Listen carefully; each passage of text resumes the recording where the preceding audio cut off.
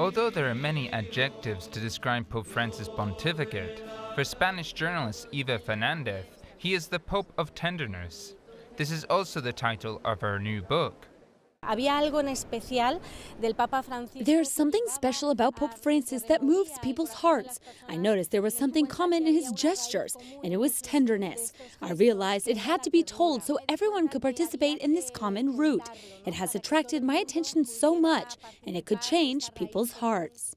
Eva Fernandez has been working for 3 years as correspondent for Cadena Cope in Italy and the Vatican.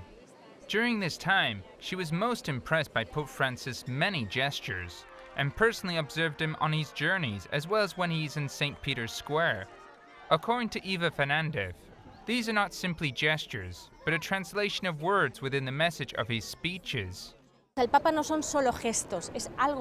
the Pope, they're more than just gestures. Pope Francis has a great coherence between what he says and what he does.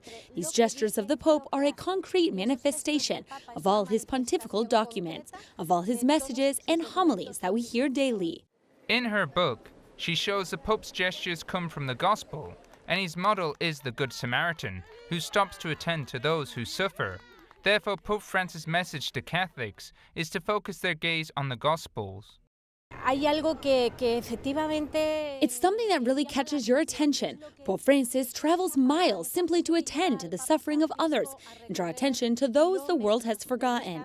The Pope wants to focus on the peripheries. He wants to draw politicians and institutions' attention to refugees fleeing the war, persecuted Christians, Muslim minorities like the Rohingya. So we all say, here, we have to do something.